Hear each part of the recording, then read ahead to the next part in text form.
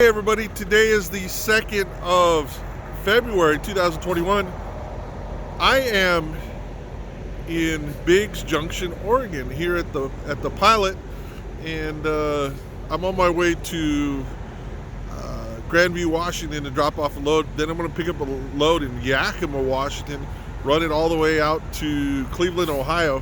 So we're going to talk a little bit about that, but I just wanted to give you a view real quick. And then we'll talk a little bit later about everything going on in the truck and finish it up there. But give me one sec.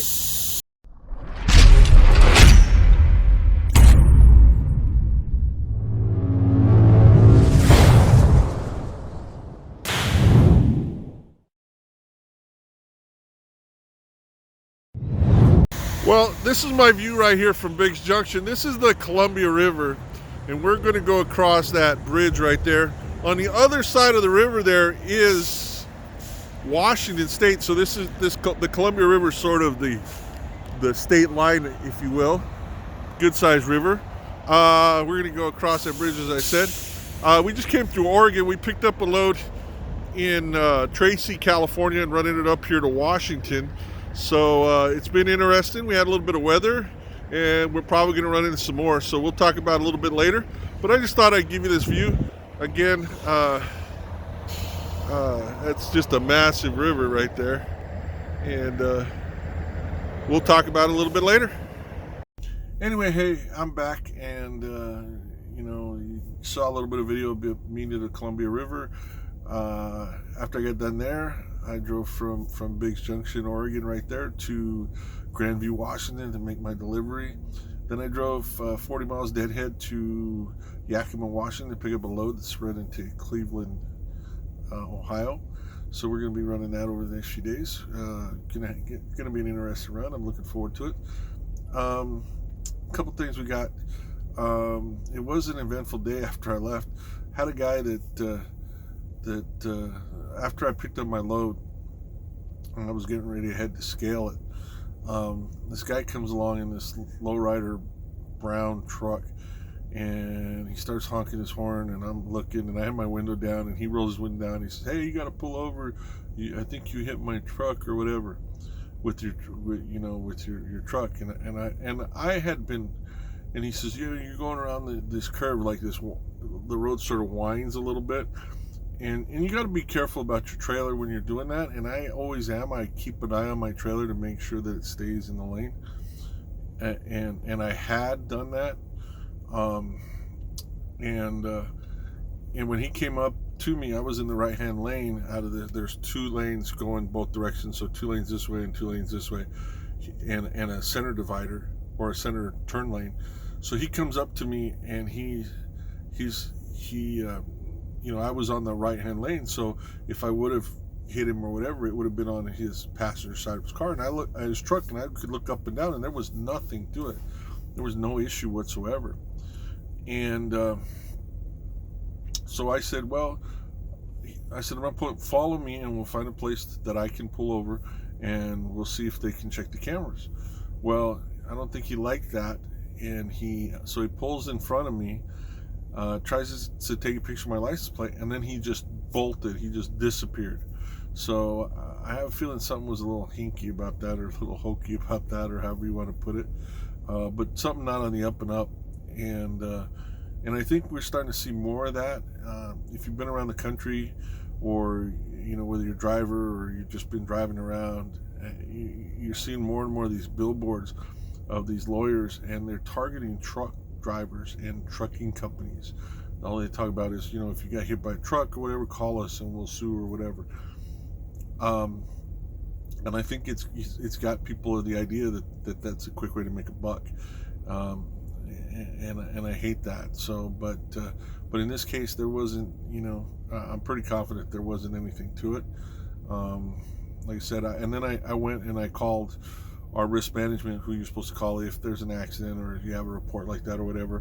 I took pictures of the entire exterior of my truck. There was nothing. I mean, absolutely nothing. And you would see something if something like that happened, but there was nothing, and it is what it is. So now that when I was talking about cameras, Some of our trucks do have forward-facing or cameras, forward-facing and inward-facing cameras. And sometimes when you come to the company and you're new with the company, and they'll put one in for a little while, at least 2 months, and then they pull them out. And then as long as you don't have an issue, or as long as you don't have an issue during those 2 months, they'll pull it out, or they may keep it in a little bit longer. But once you get it pulled out, unless you start to have issues, they usually will just leave it and won't put another one in there. And it's not really bad, I'll tell you. I mean, people are worried about it and stuff, but there's some things that'll trigger it to start saving. I was lucky enough that I got to see all the things that it recorded, and it was nothing. I mean, there was nothing. I mean, what it shows of you is very minimal. What surprised me more is that you could see these things that would show what was going to happen, almost like a heartbeat, because most of the time that's the thing that set it off was the road, like a pothole or uneven part of the road, and it would have jarred the truck to a point where it was recording it like maybe something happened, like somebody ran into you or something like that. But it didn't trigger that. That's what triggered it, and all the times like that. So they're gonna pull this out of here. Hopefully this isn't gonna change their mind.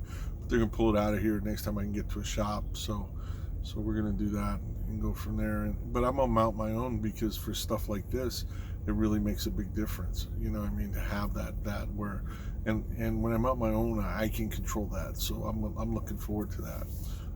Anyway, I'm looking forward to this run. I'm going to get another state out of the way. There's only 2 states so far in the lower 48 states that I haven't been to. One is Maine and the other is North Dakota. My route, and the route they gave me, is going to take me through North Dakota. So hopefully the weather's going to be good, and we're going to get that one out of the way. So I'm going to have in the lower 48 that I haven't visited yet is Maine. And so Maine is going to be that hopefully will hit in the spring or the summer, and go check that out. And then I've been to Alaska, haven't been to Hawaii really, and but I got a buddy there, and I'm looking forward to going and visiting him. So we're going to get all 50 states out of the way, and I'm really excited about that. So hopefully you're safe out there. If you're up in the Northeast where the snow's been really bad, I know a lot of people got stuck. Hopefully I'm not going to have that issue on this run. If I do, then we'll deal with it. But that's where being prepared, making sure that you have the stuff on your truck that you need this time of year. Heavy clothes, extra blankets, water, food, that kind of stuff. Making sure that you got it, because that's going to play a big part about things. So anyway, we're going to get some shut-eye. We're not going to run tomorrow until about 7:20 in the morning. That's sunrise. I'm going to be running some mountains over the next couple of days, and I would rather run them during the day instead of running them at night. So I got running this morning about 4 a.m. We're not going to run till about 7:20 tomorrow, which is, like I said, which is sunrise, and then we'll go from there. So anyway, hope you guys have a great one. Hope you guys have a safe one, and take care of yourself. And I will talk to you a little later. My name's Rick, also known as Duke City Devil Dog. I am in Moses River, Washington, and I'm driving for Crete Carrier Corporation, and I am psyched about that. You guys have a good one, and we will talk to you later.